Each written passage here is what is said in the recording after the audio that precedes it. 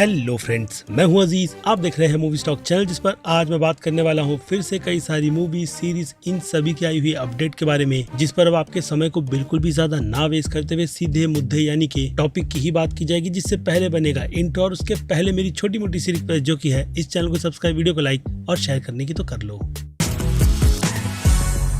Well, तो शुरुआत करें सबसे पहली अपडेट से। तो ये अपडेट है कुछ captain America brave new world film की रिलीज हुई लीक आर्ट से, जो सभी डेफिनेटली आपको स्क्रीन पर दिख रही होगी। लेकिन उनमें से खास द लीडर के लुक की डिजाइन है, जिसे लोग देखना चाहते थे कि असल मायने में फिल्म में किस तरीके की दिखेगी। जो कि मैं देख करके फिलहाल तो ये कह सकता हूँ कि कॉमिक बुक से ज्यादा मिलती जुलती तो नहीं, लेकिन फिर भी कोशिश उसी रास्ते जाने की हुई है। जिसमें बस देखना इंटरेस्टिंग ये रहेगा कि कहानी में इस कैरेक्टर के पार्ट को कितना ज्यादा डेवलप किया जाता है। बाकी इसके अलावा दूसरी सभी आर्ट्स की डिजाइन को लेकर के आपकी क्या राय बनती है वो आप मुझे कमेंट में लिखकर बताना। जिससे हटकर कुछ और लीक हुई डिजाइन्स की बात की जाए तो वो योर फ्रेंडली नेबरहुड स्पाइडरमैन से रिलेटेड है, जिसके विलेंस और कुछ कूल पोस्टर्स जिन्हें मर्च और टी शर्ट पर यूज किया जाएगा वो भी आप देख सकते हो। जिस शो के लिए ट्रेलर देखकर ही मैं ये बात कह दूंगा कि मैं बिल्कुल भी एक्साइटेड नहीं हूँ, और मैं अपना समय अगर काम के चलते नहीं रहता तो डेफिनेटली इस पर तो वेस्ट नहीं करने वाला था। लेकिन खैर, कुछ एपिसोड्स देख करके पता चल जाएगा कि उन लोगों ने किस रास्ते जाते हुए इस बच्चों के बचकाने शो को बनाया है। लेकिन खैर, बात हो रही है आर्ट वर्क की, तो जेसन मोमोआ के लुक की एक आर्ट जो मुझे पर्सनली काफी ज्यादा पसंद आई है वो भी आपको स्क्रीन पर नजर आ रही होगी कि असल मायने में कितनी ज्यादा तगड़ी है। लेकिन इन सब में मेरे कुछ दोस्तों ने कहा है कि उन्हें एक्यूरेट कॉमिक बुक की बाइक चाहिए थी, ये इस तरीके का डिजाइन में मॉडल नहीं। लेकिन खैर, देखते हैं कि स्टूडियो की तरफ से लोगों के लुक और डिजाइन को कैसे प्रेजेंट किया जाता है, क्योंकि स्क्रिप्ट की राइटिंग की तैयारी तो पूरी कर ली गई है, जिसकी ऑफिशियल अनाउंसमेंट जेसन मोमोआ ने खुद के कैरेक्टर को सेलिब्रेट करते हुए अपने इंस्टाग्राम के हैंडल पर किया है, वो भी एक एक्ट्रेस के साथ जो आपको स्क्रीन पर दिख रही होगी। कमेंट में नाम लिखकर बताना जरूर। खैर, तो अगली अपडेट की बात करें तो ये अपडेट सबस्टेंस फिल्म के यूनिवर्स से रिलेटेड है, जिसे लेकर के फैंस ने बहुत बड़ी बड़ी उम्मीदें अगर इसके प्रीक्वल और सीक्वल को लेकर के लगा रखी है, तो मैं कह सकता हूँ कि इस छोटी सी अपडेट से उन्हें अपनी पूरी की पूरी उम्मीदें मार लेनी चाहिए। जी हाँ, फिल्म की डायरेक्टर और राइटर कॉरलाइन ने ये अपडेट दे दी है कि वो इस फिल्म के यूनिवर्स में बिल्कुल भी ना छेड़छाड़ करते हुए इस फिल्म को बिल्कुल ऐसे ही रहने देना चाहती है, क्योंकि वो एक फ्रेश कंटेंट के साथ लोगों को कुछ अलग देना चाहती थी, जिसमें वो पूरी तरीके से कामयाब भी हुई है। और मेरी मानो तो ये बात ठीक भी है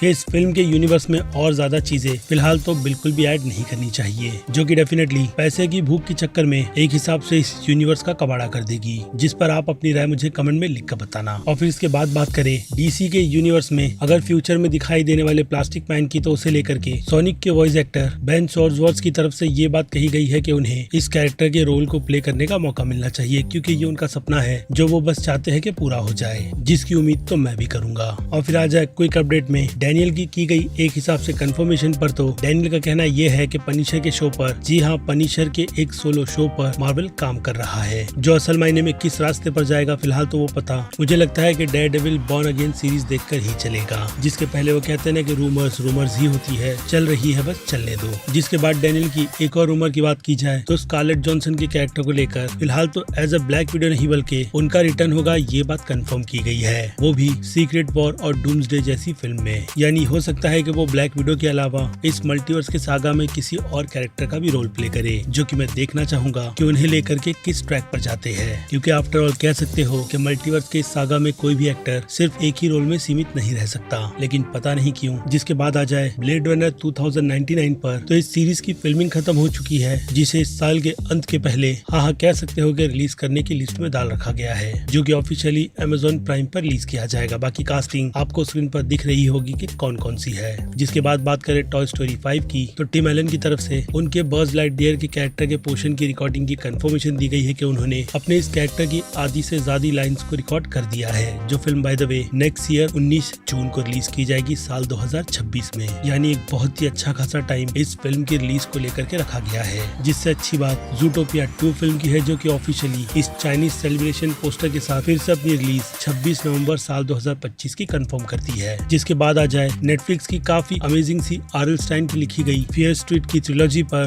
तो 3 पार्ट की ट्रिलॉजी हमने ऑलरेडी, जो बहुत ज्यादा अमेजिंग कंटेंट था, देख रखी है। तो ऐसे में ऑफिशियल अपडेट इसी यूनिवर्स से 3 फिल्म बनने की निकल कर आई थी, जिस पर ऑलरेडी नेटफ्लिक्स की तरफ से काम शुरू कर दिया गया है, जिसका official title by the way fear street from queen है। जिसके ऑफिशियल रिलीज के ईयर की कंफर्मेशन इस ऑफिशियल रिलीज किए गए पोस्टर से आपको मिल जाती है कि इसी साल की है। लेकिन वहीं अब इस यूनिवर्स से रिलेटेड एक और तगड़ी न्यूज खुद आरएल स्टैन की तरफ से कंफर्म की गई है, जहां उनसे गूज़बम्प के द वैनिशिंग के एपिसोड को लेकर के इंटरव्यू लिया जा रहा था, जो कि डिज्नी प्लस पर अवेलेबल है। ठीक ठाक सी सीरीज है। तो वहीं उन्होंने फियर स्ट्रीट पर और जो 3 फिल्में बन रही है उसकी भी अपडेट एक हिसाब से कंफर्म कर दे दी है, जिसकी हो सकता है कि अनाउंसमेंट नेटफ्लिक्स वाले जल्दी कर दे। यानी इस बार की इस यूनिवर्स में फियर स्ट्रीट्स के यूनिवर्स से कहानी तो उठाई जा ही रही है, लेकिन वो कहानी ट्रिलॉजी के माध्यम से फिलहाल तो मुझे लगता है कि प्रेजेंट नहीं की जा रही, जो कि मैं चाहता था कि एग्जैक्ट वैसी ही रहे। लेकिन खैर, इस दुनिया में कहानी के माध्यम से बताने और दिखाने के लिए बहुत कुछ है, इसलिए जब तक कंटेंट चलता रहेगा हमें टेंशन लेने की जरूरत नहीं, जो बेसिकली ज्यादातर तो 80 के ही दशक में फोकस कर बनाई जाएगी। और फिर बात की जाए मार्वल एनिमेशन की, जी हाँ, एक अलग डिपार्टमेंट, जिसके टाइटल से आपको पता चल जाता है कि वो लोग इस डिपार्टमेंट में ज्यादातर तो अपना फोकस एनिमेशन प्रोजेक्ट पर ही रखेंगे, जहां इस कंटेंट को ज्यादातर तो डिज्नी प्लस पर रिलीज किया जा रहा था। तो वहीं अब ब्रैड विम्बर्टन, जो कि मार्वल के यूनिवर्स के प्रोड्यूसर भी है, ये कंफर्म कर बता रहे हैं कि वो इस एनिमेशन डिपार्टमेंट और पूरे मार्वल के यूनिवर्स में कहानी 2 घंटे के रन टाइम के साथ वो भी कैरेक्टर और वर्ल्ड बिल्डिंग को लेकर के कैसे फिट होगी, ताकि वो उस अमेजिंग स्टोरी और कंटेंट को लोगों के लिए ओटीटी पर नहीं बल्कि थिएटर रिलीज कर पाए। जिसमें देखा जाए तो एनिमेशन के मामले में मार्वल स्टूडियो की क्वालिटी तो घटी ही है, सिवाय एक्समैन 97 को छोड़कर। ऐसे में योर फ्रेंडली नेबरहुड स्पाइडरमैन का क्या हाल हुआ है प्रोडक्शन के माध्यम से, वो मुझे आपको बताने की जरूरत है नहीं, क्योंकि ट्रेलर आप देख सकते हो। जिस डिपार्टमेंट को मैं तो कहूंगा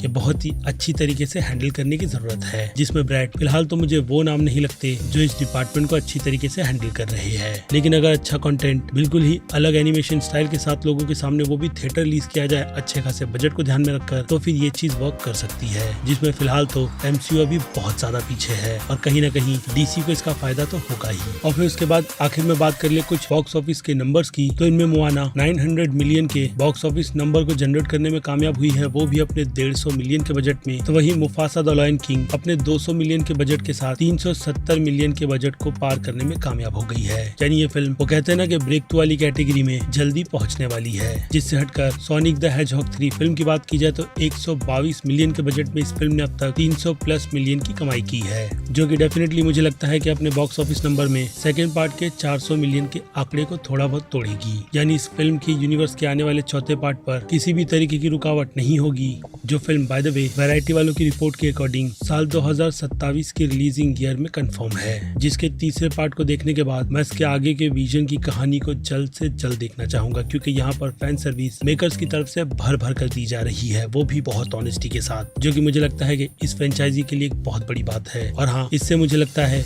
कि बाकी दूसरे स्टूडियोज को भी सीख लेनी चाहिए कि फैन सर्विस होती क्या है और उसे किस तरीके से फैंस के बोलने पर प्रेजेंट की जाती है, जिसमें उनका सपोर्ट तो स्टूडियो को मिलता ही है और दूसरी तरफ अच्छे खासे प्रेज होने की वजह से बाकी दूसरी ऑडियंस भी उस कंटेंट की तरफ अट्रैक्ट होती है। जहां सोनी मैं कह सकता हूँ कि अच्छे खासे नंबर जैसे कहा जनरेट तो तगड़ा कर ही रही है। तो वहीं अब इस फिल्म के डिजिटल रिलीज की भी बात कर ली जाए, जी हाँ, इस फिल्म को ऑफिशियली इसी मंथ के एंड से पहले 21 जनवरी को रिलीज किया जाएगा, जिस स्ट्रेटेजी पर पैरामाउंट और यूनिवर्सल वाले बिल्कुल ही सोच समझ कर चलते हैं, क्योंकि इससे उन्हें अच्छा खासा प्रॉफिट होता है, जिस प्रॉफिट को वो लोग गंवाना नहीं चाहेंगे। और यहाँ पर बात सोनिक की हो रही है। जिसके बाद बात की जाए विकेट की, तो विकेट ने अपने 150 मिलियन के बजट में बॉक्स ऑफिस पर पूरे 650 से भी ज्यादा मिलियन की कमाई की है, जो फिल्म बाय द वे आपको पता नहीं तो याद दिला दूं कि वीओडी पर रिलीज हो चुकी है, जिसके सेकंड पार्ट की ऑफिशियल रिलीज डेट इसी साल 21 नवंबर की है। जिन दोनों ही फिल्मों के प्रोडक्शन को बजट को ध्यान में रखकर एक साथ ही शुरू किया गया था। यानी ये फिल्म या फिर कहो ये फ्रेंचाइजी अच्छी खासी प्रॉफिट मार्जिन के साथ एक तगड़ा हिट का टैग तो लेती ही है। जिसके बाद आखिरी कलेक्शन में नॉस्फेरातु की भी बात कर ले, यानी क्वालिटी कंटेंट की, जो फिल्म बस कुछ ही हफ्तों में हमारे इंडिया में भी रिलीज होने वाली है। तो इस फिल्म का बजट 50 मिलियन का है और फिल्म की कमाई बॉक्स ऑफिस पर फिलहाल तो अनफॉर्चुनेट ही कहूंगा 63 मिलियन की है, जो कमाई मुझे लगता है कि और बड़ी होनी चाहिए थी, जिसमें आई होप कि ये फिल्म 100 मिलियन के बॉक्स ऑफिस नंबर को जनरेट करने में कामयाब हो जाए, क्योंकि अच्छे खासे प्रेस के चलते इस फिल्म ने शोहरत तो कमा ली लेकिन दौलत नहीं,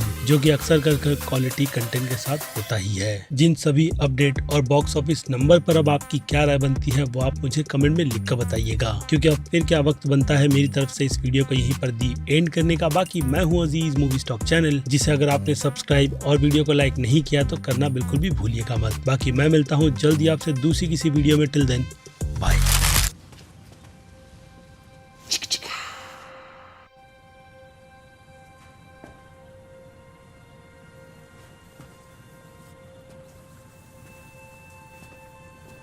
You're still here. It's over. Go home.